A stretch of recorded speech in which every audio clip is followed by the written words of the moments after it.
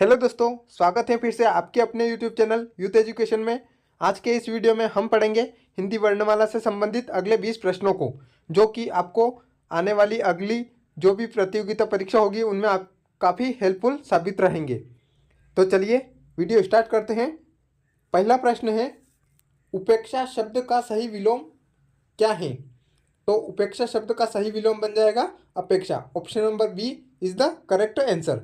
अपेक्षा का मतलब होता है दोस्तों इच्छा रखना, और उपेक्षा का मतलब होता है निरादर करना। अब अगला प्रश्न, अभिष्ट का संधि विच्छेद क्या होगा? तो देखिए दोस्तों, अभिष्ट का अगर संधि विच्छेद करेंगे तो वो बनेगा अभि प्लस इष्ट। Option number D is the correct answer.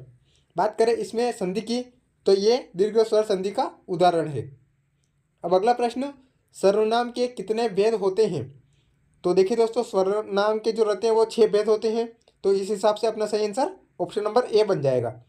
बात करें उनके भेद की, तो 6 भेद जिनके नाम होते हैं, पुरुषवाचक सर्वनाम, निश्चयवाचक सर्वनाम, अनिश्चयवाचक सर्वनाम, प्रश्नवाचक सर्वनाम, संबंधवाचक सर्वनाम और निजवाचक सर्वनाम।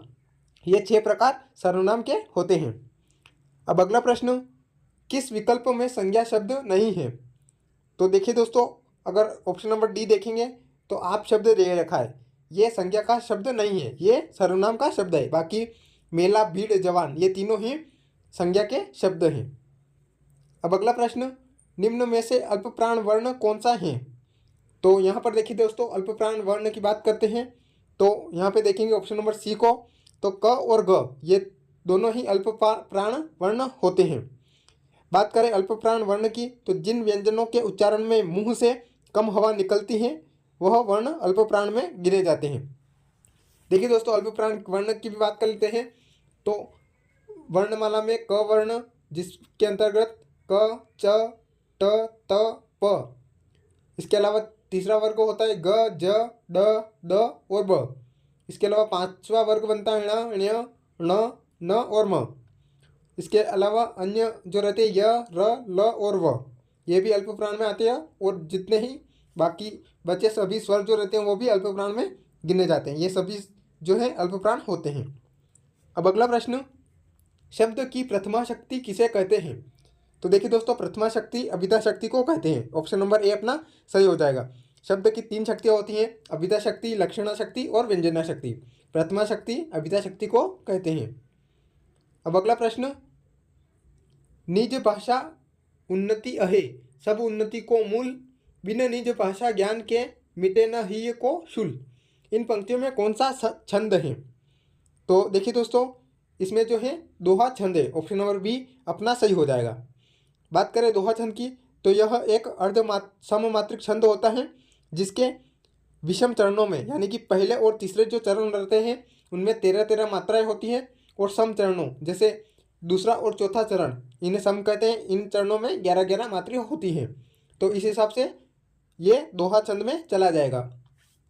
अब अगला प्रश्न, नीरस में कौन सा समास है? तो यहाँ पर देखिए दोस्तों, नीरस में जो बनेगा वो बनेगा अवयवी भाव समास। ऑप्शन नंबर ए अपना सही हो जाएगा। बात करें अवयवी भाव में समास की, तो जिस शब्द का पहला पद उपसर्ग होता है वो अवयवी भाव समास में जाता है। तो यहाँ पर देखिए दोस्तों, नीरस जो शब्द है उसमें नी आपको उपसर्ग देखने को मिल जाएगा, तो ये अवयवी भाव में चला जाएगा। बढ़ते हैं अगले प्रश्न पर। अगला प्रश्न है, आहारों के नाम होते हैं। तो इसने पूछा है कि क्या होते हैं, मतलब स्त्रीलिंग होते हैं या पुल्लिंग होते हैं। तो देखिए दोस्तों, आहारों के जो जितने ही नाम होते हैं वो स्त्रीलिंग में गिने जाते हैं। Option number B is the correct answer. अब अगला प्रश्न, ठन ठन गोपाल का क्या अर्थ होता है? तो देखिए दोस्तों, ठन ठन गोपाल का जो अर्थ बनेगा वो बनेगा ऑप्शन नंबर सी, पूर्ण रूपेण कंगाल। देखिए दोस्तों, इसके अलावा ठन ठन गोपाल के और भी अर्थ निकलते हैं, जैसे निर्धन, गरीब, इन्हें भी ठन ठन गोपाल ही कहते हैं। बढ़ते हैं अगले प्रश्न पर। अगला प्रश्न है, सायोनारा एक जापानी शब्द है जिसका हिंदी में क्या अर्थ होता है? तो देखिए दोस्तों, सायोनारा का जो एक जापानी शब्द है इसने पूछा है हिंदी में, तो इसका अर्थ बन जाएगा अलविदा। Option number D is the correct answer. अगला प्रश्न, निम्न में से अर्धस्वर क्या है? तो देखिए दोस्तों, बात करें अर्धस्वर की, तो उसमें 4 वर्णों को गिने जाते हैं, य, र, ल और व। ये चारों वर्ण अर्धस्वर के अंतर्गत आते हैं। बात करें शुद्ध रूप से अर्ध स्वर की तो उसके अंतर्गत य और व गिने जाते हैं। अब यहाँ पर देखिए दोस्तों य र ल तो इसने दे रखा है, तो अब यहाँ पे ऑप्शन के हिसाब से देखें तो शुद्ध रूप से देखना पड़ेगा हमको। अब शुद्ध रूप में य और व गिने जाते हैं, वह इसने दे नहीं रखा है, तो इस हिसाब से अपना सही आंसर ऑप्शन नंबर ए बन जाएगा य। अब अगला प्रश्न, हिंदी भाषा के लिए पहला ज्ञानपीठ पुरस्कार किसे मिला था? तो यहाँ पर देखिए दोस्तों हिंदी भाषा के लिए पूछा है और वो ज्ञानपीठ पुरस्कार पूछा है। तो देखिए दोस्तों सुमित्रा नंदन जो पंत जी थे उनको हिंदी भाषा के लिए पहला ज्ञानपीठ पुरस्कार मिला था। Option number C is the correct answer.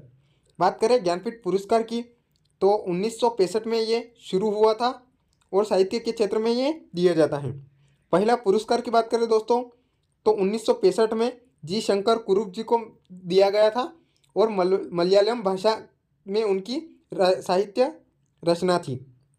बात करें यहाँ पर सुमित्रा नंदन जी पंत की तो उनको हिंदी भाषा के लिए 1968 में चिदम्बरा रचना के लिए इनको ये ज्ञानपीठ पुरस्कार दिया गया है। सुमित्रा नंदन पंत जी को प्रकृति के सुकुमार कवि भी कहा जाता है। ठीक है दोस्तों, अब बढ़ते हैं अगले प्रश्न पर। अगला प्रश्न है शांत रस का स्थायी भाव क्या है? तो शांत रस का स्थायी बन जाएगा निर्वेद। Option number D is the correct answer. बात करें जुगुत्सा की तो वो विभत्स रस का स्थायी भाव होता है। अगला दे रखा है इसने क्रोध, तो क्रोध जो है वो रौद्र रस का स्थायी भाव होता है। एक और दे रखा है इसने शोक, तो ये करुण रस का स्थायी भाव होता है। अगला प्रश्न है कौन सा वाक्य शुद्ध है? तो देखिए दोस्तों यहाँ पर शुद्ध वाक्य पूछा है तो वो बन जाएगा ऑप्शन नंबर डी, वह कितना सुंदर दृश्य है। बढ़ते हैं अगला प्रश्न पर। अगला प्रश्न है लेखक शब्द के अंत में कौन सा प्रत्यय लगा हुआ है? तो देखिए दोस्तों लेखक में अगर प्रत्यय की बात करें तो वो प्रत्यय है अक। ऑप्शन नंबर बी अपना सही हो जाएगा। बढ़ते हैं अगले प्रश्न पर। अगला प्रश्न है 10वां विश्व हिंदी सम्मेलन 2015 कहाँ पर आयोजित किया गया था? तो देखिए दोस्तों 10वां विश्व हिंदी सम्मेलन जो था 2015 में आयोजित हुआ था वो भोपाल में आयोजित किया गया था। ऑप्शन नंबर सी अपना सही होगा। बात करें पहला जो सम्मेलन हुआ था वो हुआ था नागपुर में 10 से 14 जनवरी के बीच हुआ था 1975 में, और उस समय उद्घाटन जो किया था वो किया था इंदिरा गांधी जी द्वारा। बात करें भोपाल की तो ये 10 से 12 सितंबर तक 2015 तक भोपाल में चला था और इसका जो उद्घाटन किया था वो हमारे प्रधानमंत्री नरेंद्र मोदी जी के द्वारा किया गया था। अब अगला प्रश्न, चिरंजीवो जोरई जुरे क्यों न स्नेह गंभीर को घटी ये वृष भानुजा वे हलधर के वीर, इनमें कौन सा अलंकार है? तो देखिए दोस्तों इसमें जो रहेगा वो बनेगा श्लेष अलंकार। Option number A is the correct answer. देखिए दोस्तों श्लेष का जो अर्थ होता है वो होता है चिपकना, अर्थात जहाँ एक ही शब्द के दो या दो से अधिक अर्थ निकलते हैं वहाँ पर शेष अलंकार होता है। अगला प्रश्न, वारिद का पर्यायवाची शब्द क्या है? तो देखिए दोस्तों वारिद का पर्यायवाची बन जाएगा ऑप्शन नंबर डी बादल। इसके अलावा वारिद के और भी पर्यायवाची होते हैं जैसे जलद हो गया, मेघ हो गया, ये वारिद के पर्यायवाची होते हैं। बढ़ते हैं आज के आखिरी प्रश्न की तरफ। अगला प्रश्न है हर समय दूसरों की कमियों को ढूंढने वाला वाक्यांश के लिए सार्थक शब्द क्या होगा? तो देखिए दोस्तों जो दूसरों की कमियों ढूंढता रहता है उसे छिंद्रान्वेषी कहते हैं। ऑप्शन नंबर ए अपना सही हो जाएगा।